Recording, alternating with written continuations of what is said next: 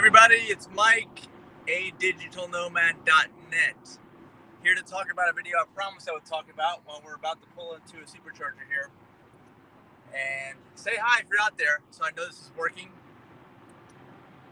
And this is actually going to be supercharger number 2035. It's crazy that I supercharge this number of times, and I'm actually not as low as I normally am, although I am below 20%, and you can tell because it's in the orange. It's green most of the time, and then when it gets down here, it gets an orange. When it gets down below like 5% or 8%, something like that, it's red. And there's somebody behind me. Let me switch out of this lane. I'm using autopilot, auto lane change. You see, it's handling it for me. There. We're good. And you can see we're almost to the charger. Actually, we're a couple miles away still. But I guess I have to do this to pass this car because this person's going so slow. Huh? It's telling me to turn again. We'll let him pass me. You can wave to him. There they go. See all the cars there.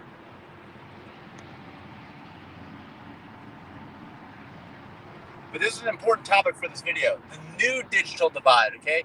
I've alluded to this in other videos that I've had. It's a very, very important topic going forward. This is August, like 22nd, something like that. I don't even know what day it is. Of 2021. Let's check it. Here we go. Switched. Okay. Very important topic. And what we're going to talk about basically centers around, the old digital divide used to be something where you either had internet or you didn't. There's like the has or have nots of internet or not. I think now the new digital divide going forward is going to be those who can and do work remotely. I got this thing in the wet seat. Well, I guess I don't need that. Those who can and do work remotely, and by the way, I'm driving a Tesla Model X. Somebody asked that in the last video. And those who cannot work remotely and have to go on location to their jobs. So like, to me anyway, always thinking forward, people that have to go on location to their jobs, this thing's complaining at me, so you gotta tug the wheel. It's kind of like the old school way. It's gonna be the old school way. It's gonna be like the not preferred method. And people are still resisting this. Employees are still resisting this right now. And so we're in a weird time where people aren't sure what to do, but I'll tell you, one of the greatest things of COVID, it's been terrible overall, but one of the only benefits has been showing that people can work remotely, right? And don't have to go into the office all the time. And we can trust each other, right? We can trust. And actually, even if you don't trust anybody, you can tell if someone's not doing their job, right? You can definitely tell. By the way, these are like little screen panels I have here. I have them all around the car in the back, so we can sleep in the car, do car camping. I leave them all the time, so I just leave my camera here so I can see the back. Okay, we gotta figure this out. Let me slow down. I'm gonna go into a little bit manual mode here. So we can get off. It'll become much quieter here in a second. We'll be able to get into the not the meat. That's not a vegan phrase, but the satan of the discussion. Okay, some good. We'll kind of take a deep dive into this and figure it out and what's gonna happen. There we go. There's an old Tundra. I used to have one of those. Well, I still have one, so someone destroyed my truck, unfortunately. All right. And we are going to drive into the sheets over here. You'll see it in a second. Over there is where we're going. A lot of sheets, gas stations, a lot of Wawas. They all entered into a contract with Tesla. And I hope sooner or later those gas pumps are going to go away. We're going to have electric stalls in there for people towing. Maybe like towing only. I hope it's towing only, actually, because otherwise other cars are going to use it. And someone shows up with a trailer like me, pulling a big load, I won't be able to do it. Actually, I want to go in the wrong way. See how the sun's up there? I don't want that sun to be blinding me. So I'm going to have to go to this last stall. Is what we did in my previous video here. Not here, but the last one I just did this morning. Check it out if you want to. It's about why Tesla is a robot company. Actually, Elon Musk made a few comments at the AI presentation that would kind of go against what I'm about to tell you guys today. So we'll get into that in a second here too. Okay, there we go. So let's stop. Okay.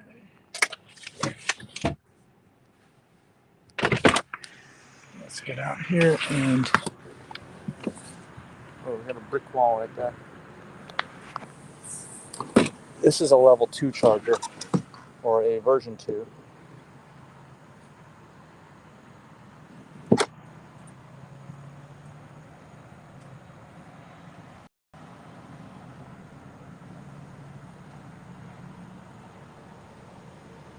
right, we're going. We're good. Let's check the screen out over here while I get together everything to talk to you guys. Sometimes it's blank like that. Now, I'm an old MCU2 upgrade. So you see this? There we go. We're charging now. Should ramp up to a pretty high rate almost immediately. Let me put the climate on. Whoops, I don't need to lock the doors. There we go. Yeah, we're 130 kilowatts, just like that. And just to show you what kind of mileage I got on my car before we get into this, here, 179,591. All right, so Elon Musk made some comments where he says like the Tesla team that's developing the software right now for autopilot is they're all working together, I believe. They're actually not. Actually, I don't think I need these on. No, I don't need those on anymore. They're not working remotely. I think Denise mentioned that. I don't know why, because I do think that jobs of the future, like Elon has said, and we talked about it in the last video, that Tesla's a robot company. A lot of the simple tasks that people don't want to do are going to be taken over by robots, and then more complicated by humans. But this is my opinion, I view the new digital divide as being that people who can work remotely are going to have like premium positions. People who need to work on location, it's going to be more like old school stuff. Okay, this is just my opinion, but COVID has shown this, right? That now we have the infrastructure, we have all this high-speed internet almost everywhere. Not everywhere yet, though. We've got 5G on all the phones. Like Denise and I showed how we could travel the country with a new 5G phone. I needed to upgrade the 5G to get that latency down. The bandwidth also increased. And I needed to get a booster, which actually has a little antenna that kind of connects to the back or anywhere near this phone. It has another transmitter receiver somewhere else. It has to be a certain distance away. So it won't work in like single cab pickup trucks kind of thing. Well, it can if you mount it way in the back outside, but I want to keep it all inside.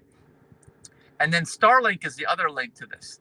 So it's also part of Elon Musk, even though Elon Musk seems to, I don't know, have some very traditional views of employment right now, which is kind of weird considering all his other views of different things.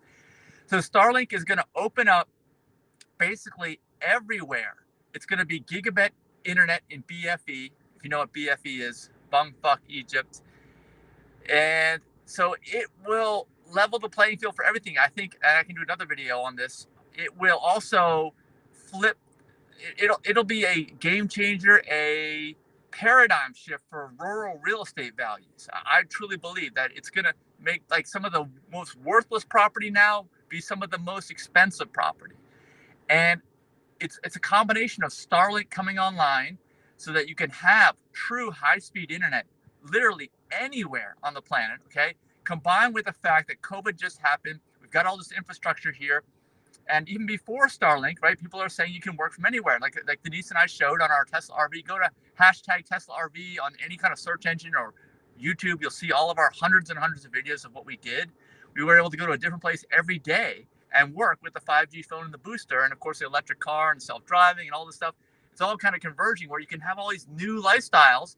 And it's like they say with birds, if you have wings, why do you want to stay in one place? Why not just fly away? People who love to travel also say, you know what, if traveling was free, you'd never see me again, right? Do you believe that? If so, let me know in the comments down below. I do believe that is also the case. And we've got this convergence of all these different things, and it's going to be a complete paradigm shift from the traditional, because the American dream is still like you acquire your house. Man, I'm in real estate. I'm a licensed real estate agent, okay? But the American dream is so like old school to me at this point in time. And I always use that word old school because I don't want to offend anybody.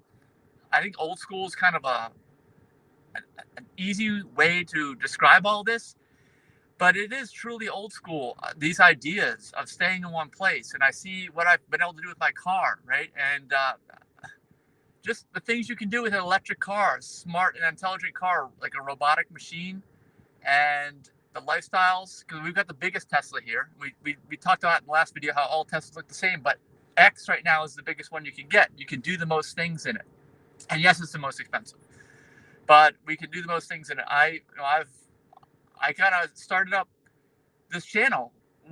It coincided with my purchase of this Tesla Model X, digitalnomad.net on YouTube. We got thousands of videos, totally new lifestyle, right?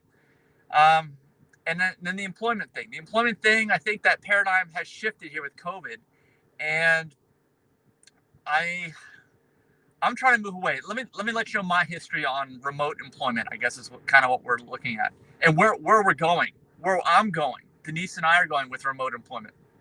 So I think my history with remote, I've always been non-traditional, meaning I've always worked from home before anybody knew what work from home was. I'm talking about like in the 1980s. Okay, did anybody work from home? Did the technology even exist to do like we had a service business. I had a service business, a landscape business, which I still have to this day. And it's kind of funny how it has evolved and morphed from something where I had to talk to my customers unless I was face to face with them on their property. I was talking with them on a corded phone with a cassette tape answering machine, standing in for me as a secretary when I wasn't there. That was the only way for me to communicate with people. And the billing, I did use computers. I had computers early because my dad worked for IBM at the time. But lots of people had computers early where I was. It was just a thing. You could have gotten anywhere, truly, to do what I was doing. It was just a computer plugged into the wall that was doing some basic database type stuff, keeping track of accounts and things. That's it. And it's kind of morphed into what the biggest change for me actually took place when the cell phone came into play in the early 90s. I had it for a couple of years. It was so expensive. I finally got rid of it because I didn't need it. And the landscape business, the green industry, is one of the lowest paying industries there is. It's one of the most difficult too, actually, in terms of the workload, in terms of what has to be done. Finally got it back, late 90s, into the 2000s. But the real change for me came in the year 2007 when I was married to someone else at the time, and the kids moved to North Carolina. And I said at the time, okay, I'm going to do my business remote. I'm going to go back to DC. I'm going to run it remote. I'm going to drive back and continue to work it because I still have it. And I did. People thought I was crazy at the time, and I'm still doing it to this day. Started in 2007, it's 2021, still doing it successfully. Okay, it's been a lot of work, but it's gotten a lot easier now with the Tesla, self-driving cars basically on the highway, and it's almost all highway driving when I drive back and forth. Now, Denise and I do other trips, we do all kinds of things like that. But where's it going in the future? Okay. That was considered weird, I guess, back in the day, 2007. Everybody worked in offices still. Some folks worked remote, but it wasn't really common until this COVID hit. Okay, now it's common, as we know. People are working remotely. Everybody's working remotely. I think a lot of people have to work remotely in some situations. So, where's it going? I think what's going to happen next, because not everyone, a lot of people have left the cities, right? A lot of people have removed themselves from urban cores and stuff because of COVID, the fears there, which that's some more FUD, fear, uncertainty, doubt. That's a whole other topic for a video, which we're not going to get into here. But justified or unjustified, required or not, that's what people have been doing. And it's boomed real estate because of that. Well, what's the next boom in real estate? I think the next one is the super remote stuff. Like if you look at, let me also get into other management. I've started to manage rental properties remotely. Okay, from North Carolina, I got lots of rental properties there. I got one in New Hampshire. We have an Airbnb. I've got into the short-term rentals with Airbnb. And what's really gone crazy with Airbnb recently has been, and all this is new too. Back when I first got rental properties in 2000, actually I've always had rental properties, I guess, almost since I've been an adult in some fashion or another. I've had more than ever now. And managing rental properties remotely has been like almost, people have said, impossible. But I've been doing it almost the entire time, actually.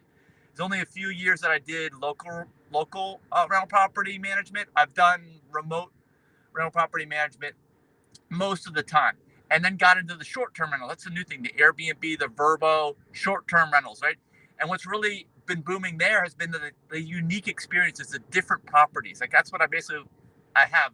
Denise and I have like a glamping cabin up in the mountains. That's what we call it now, because that's kind of what's cool now. It's what people want. They want something different. They don't want a hotel room. Hotel, they're all the same concrete building, four walls and a roof, generic stuff anywhere you go.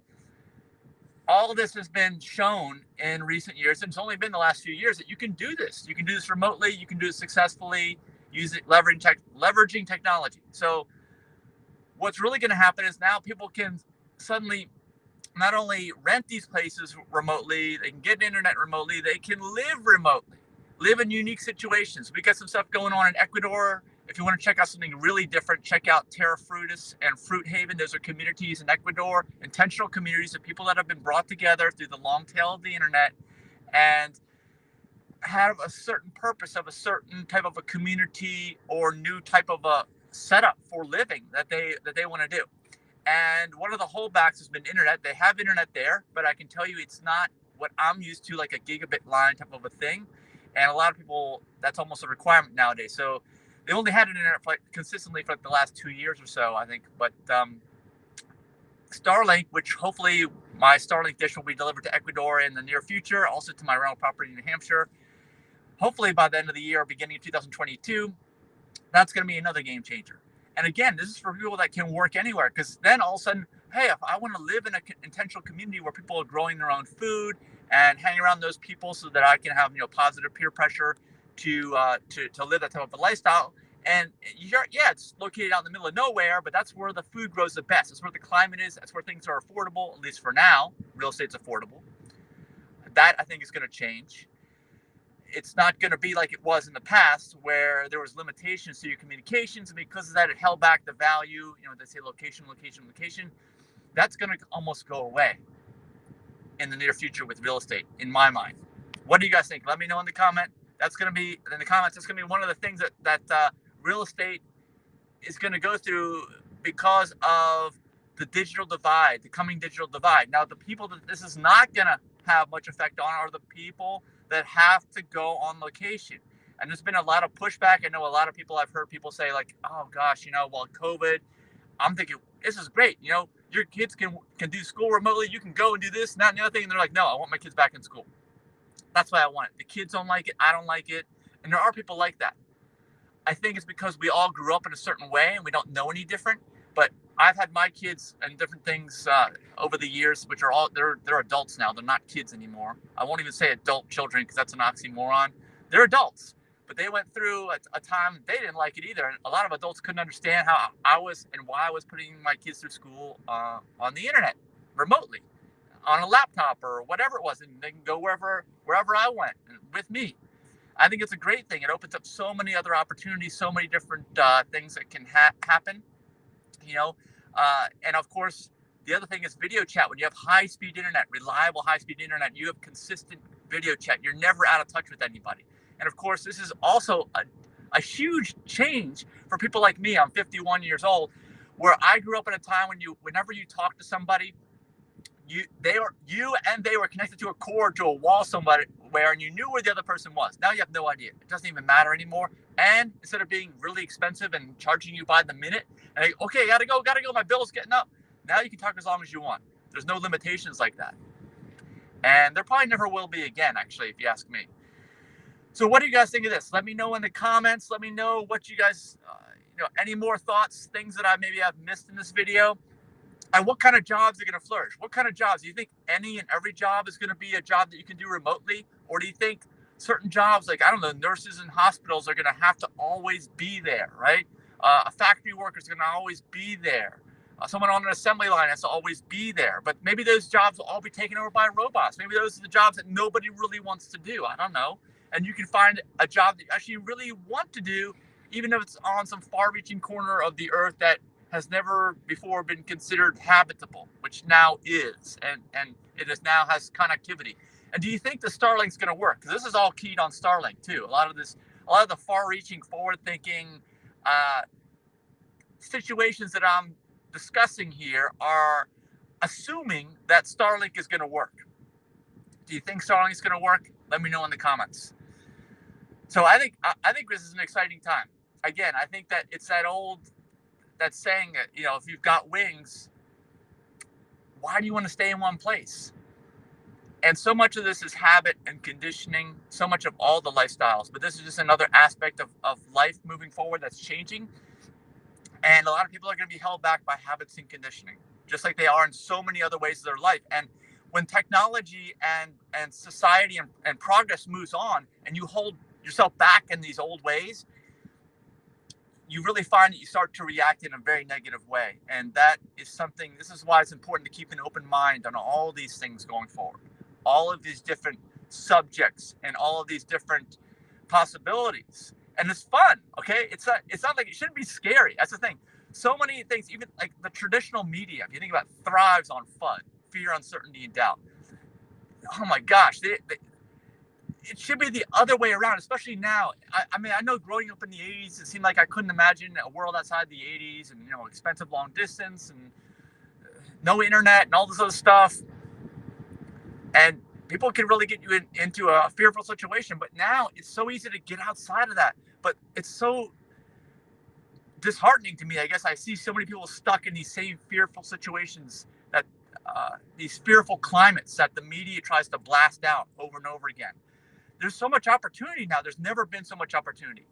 Every year that goes by, I say that the younger generations have way more opportunity than I ever did at that age. Way more. And it continues to rise like in an exponential way. And this is all, of course, brought upon by the internet and the real purpose of the internet, which is the long tail of the internet, which means, of course, long tail. Everyone's over here on the graph, way up here, way high. And then it quickly sinks down to this tiny little thing of specific ideas and specific interests, right? Which goes on forever.